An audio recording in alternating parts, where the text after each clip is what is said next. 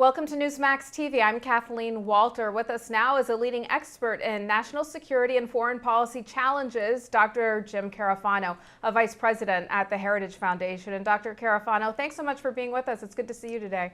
Good to be with you. Well, President Obama today stood at the Brandenburg Gate in Germany to renew his calls for nuclear arms cuts. He's proposing a 1/3 reduction in U.S. and Russian strategic nuclear warheads. What do you make of this? And can we ensure American security and be a strong deterrent while also limiting nuclear weapons?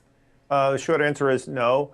This isn't a surprise. This has been a strategy that the president has been supporting since he came into office, and it's that the United States can reduce the threat of nuclear war and weapons by reducing our arsenal and, in a sense, setting a good example for others. The problem with that is it's done almost in absence of any strategic assessment of what threats are and what requirements are. So as the United States reduces its arsenal, perversely what it's doing is just making everybody else's arsenal more powerful and more important.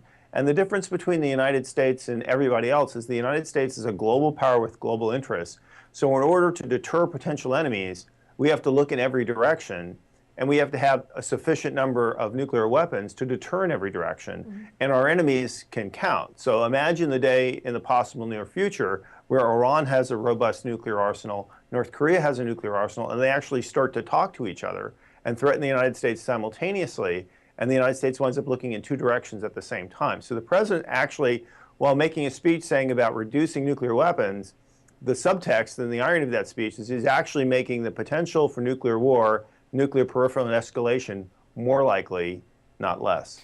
There are reports the president might move forward with this by executive action and without congressional authorization. Can he do that, and should the GOP stop him? Well, the president, in terms of defining nuclear requirements, the president pretty much has a free hand. He is the commander-in-chief, and the Pentagon will always rubber stamp whatever the president says, because when you ask the question of the Pentagon is, do you have sufficient weapons to meet your requirements, their answer is always going to be yes, because the president tells them what the requirements are.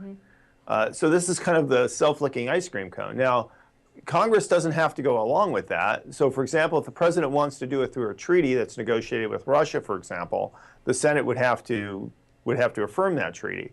If the president just wanted to unilaterally reduce the arsenal, the Congress could actually write laws prohibiting him from doing that, prohibiting him from spending money of doing that. Of course, the president would have to sign those laws into action. So, yeah, Congress does have a role, and the president doesn't have absolute power, but he has an awful lot of authority, which is why people really ought to think about these kinds of issues when they decide who they vote for president. The irony is that the president's been on this course since his first day in office, and yet if you think back to the 2008, there was virtually no discussion about nuclear strategy, nuclear deterrent, the needs of the American nuclear arsenal.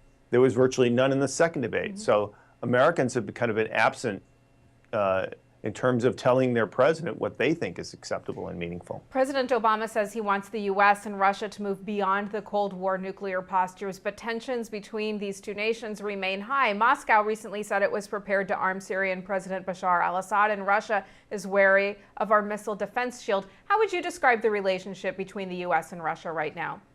Well, first of all, this notion that we have to move beyond the Cold War is idiotic and stupid. And any politician that says that has just told you that they are vacuous and completely lacking in new ideas. I mean, the Cold War has been over a really long time. We continue to blame the Cold War for everything, just like we can continue to blame President Bush for everything. But the reality is America's moved on from the Cold War decades ago. So is Russia, China, and the rest of the world. So that's just blah, blah. In terms of the U.S. relationship with Russia, it's in horrible condition.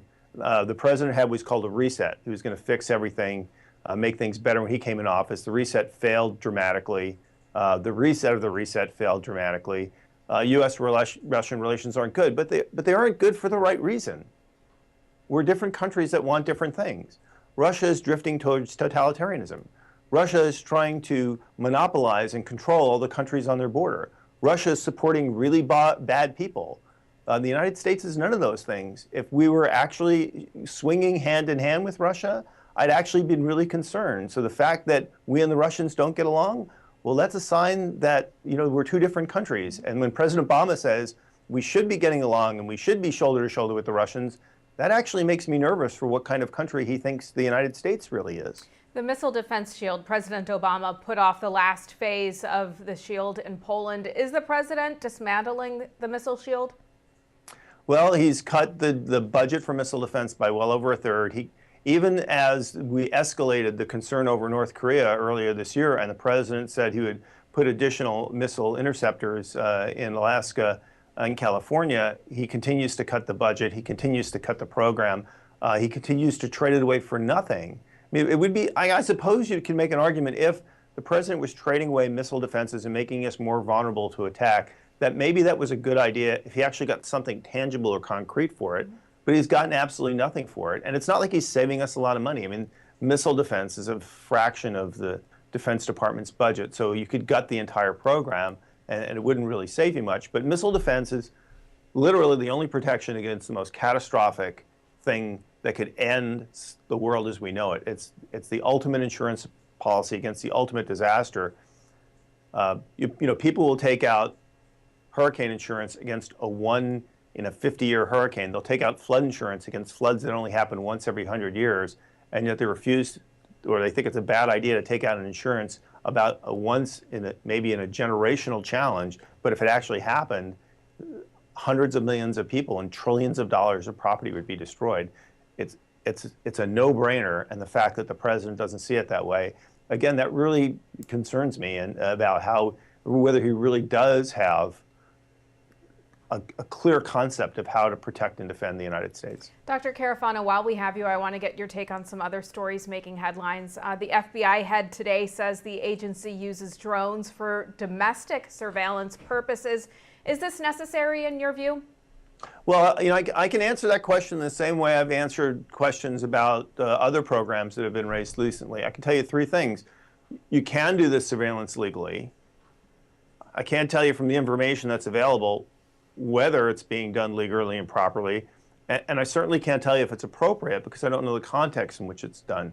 So we've got a very good paper on the domestic use of drones on our website, heritage.org. It is, I would suggest, the most cutting edge and comprehensive assessment of how do you think about the domestic use of drones, whether it's for commercial use or law enforcement or disaster response. And it takes you through what's appropriate and what's not appropriate. But since we don't know a lot about the FBI program, what those drones were doing, what they were used for, and what threat or concern prompted their use, until we have that information, I can't give you a judgment on that. All right, what do you make of the G8 Syria plan? And is the president's decision to provide military support to the Syrian rebels a wise one? Well, I think the Syrian conflict is multifaceted. There is a bloc of Hezbollah, the Syrian militias, and Iran, which is bad, awful, terrible, horrible people. There's a rebel group which is made up of an alliance of Islamists and extremists, including Al-Qaeda, which are just as bad, just as terrible, just horrible. There are innocent Kurd communities that are caught in the middle. There are innocent Christian communities that are caught in the middle. And then there are groups which I would categorize as legitimate freedom fighters. I would hate to see those people be crushed and pushed out of the country. I'm not for a deep U.S. involvement in the war. I am for the U.S. help creating the conditions of peace.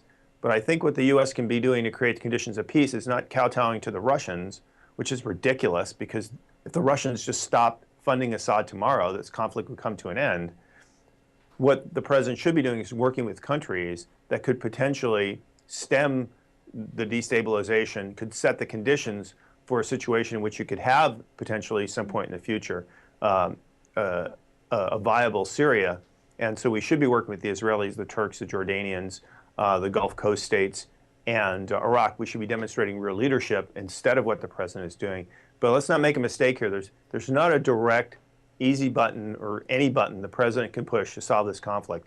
This is not Bosnia, Dayton Peace Accords. This is Bosnia, early 1991-92, when the killing was at its height and nobody could really put their finger in there without it getting bit off.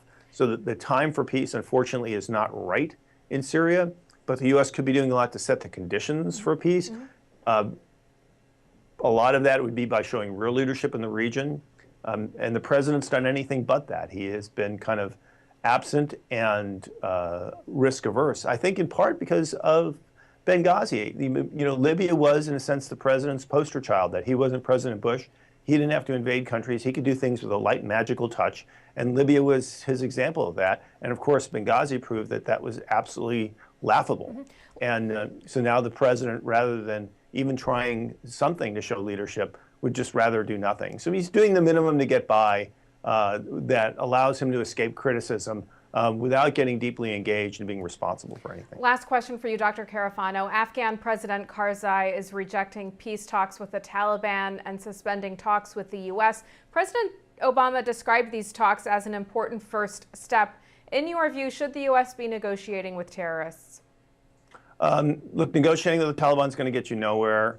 The day the president announced when the U.S. was leaving, and now the president is continually to be equivocal about what is our post-2014 commitment going to be to Afghanistan, what are the troop levels. The Taliban think we're leaving. They don't care. Their idea of peace negotiations would be something like the Vietnamese idea of peace negotiations in the Paris peace talks, which is as soon as you leave, we're going to overrun the country anyway. So the president saying that these peace talks are important is really a fig leaf for the president to pretend that what is an incredibly failed policy, where he has literally, as he did in Iraq in many ways, grasped defeat from the jaws of victory. It's pretty pathetic. And honestly, the Taliban are sitting there and they're laughing at him. All right, Dr. Jim Carafano of the Heritage Foundation, thanks for joining us today. Good to be with you. And thank you for watching Newsmax TV.